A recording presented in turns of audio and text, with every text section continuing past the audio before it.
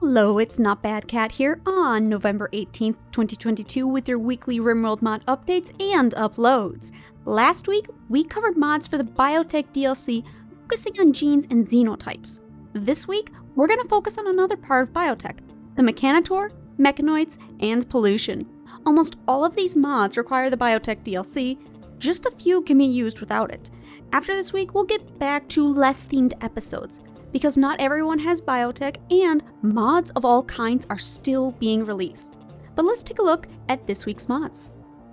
UEM More Mechanitor Mechs by Ultra Email Man currently adds 3 more Mechanoids to perform the labor of your colony, so your recluse can do even less work. The Gastromech performs cooking and butchering jobs, the Decorator can tailor and create art, and the Scavoid can perform basic jobs. If you use FSF complex jobs, Gastromechs can brew, and Scavoids will cremate. Ultra Email Man plans for an animal mech as well as a research mech in the future. With all these jobs being done by mechs, make sure your Mechanitor downloads more RAM to control all of them. Recon Mechanoid by Bonnable adds 2 new Mechanoids, Recon and Scout.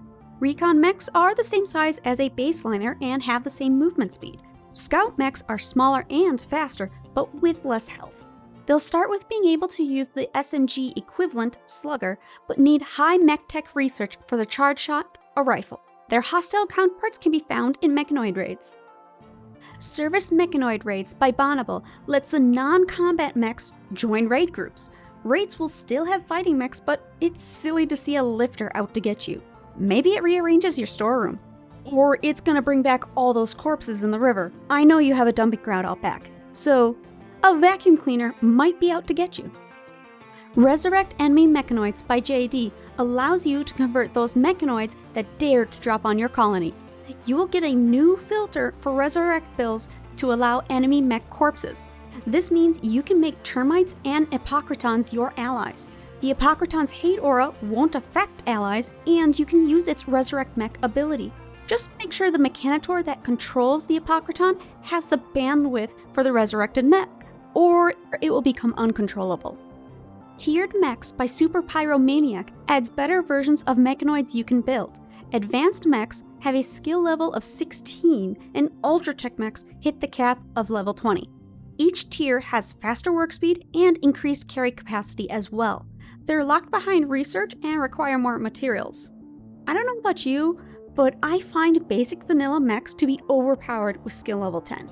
Getting an excellent bed on day 1 just doesn't feel right. Mechanoid Shield Buff by One Silent 99 reduces the recharge time of the Centurion and Legionary's shields. Centurion's 30 seconds becomes 5 seconds, and the Legionary's 90 seconds become 15. The Centurion's turret has its range reduced, but it does have a higher rate of fire. Allow Fabricators to Brew by Nick Trasavios is exactly what it says it is. Fabricators can use the brewing table and also interact with fermenting barrels. It's a perfectly tiny mod if that's the only new work type you want to add. Mechanoid Night Vision by Wingar gets rid of darkness penalties for Mechanoids' global work speed and movement speed. These advanced Mechanoids would surely have night vision installed. Do you really think robot overlords would want to install lights everywhere? How many scythers would it even take to change a light bulb? Better Mechanoid Loot Continued by Relaxed Otter changes what you receive for shredding Mechanoids. It's not just steel and a tiny bit of plasteel. Each class of mechs will give you steel, and all but the light mechs give plasteel and gold.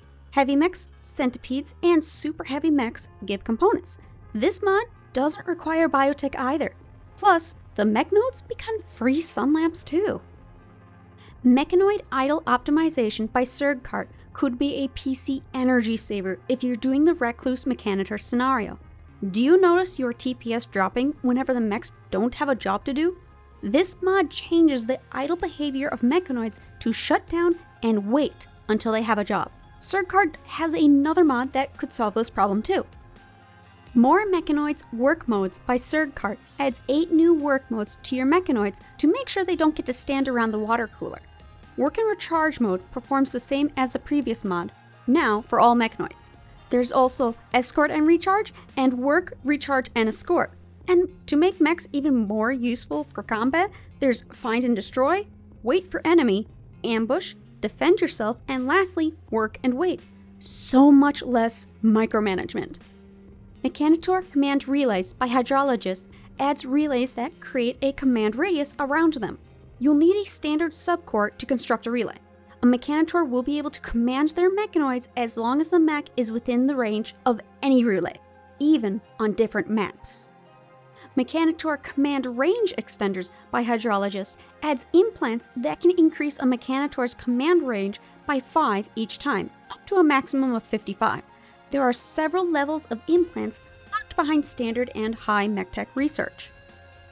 Mechanitor Psy-Sensitive Control Range by Hydrologist is another way to change a Mechanitor's control range. This time, Mechanitors with high psychic sensitivity have a larger radius. The maximum is around 56 tiles, the max range Rimworld can create, with around a 224% psychic sensitivity. That's 3 different mods doing the same thing in 3 completely different ways. That's awesome, Hydrologist.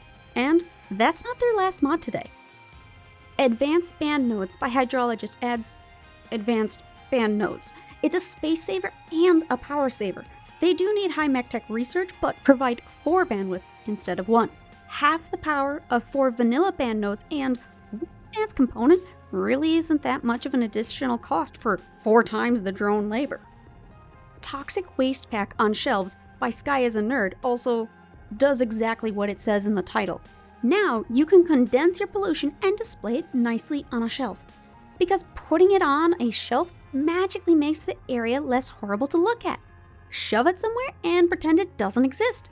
Problem solved. Just like the real world.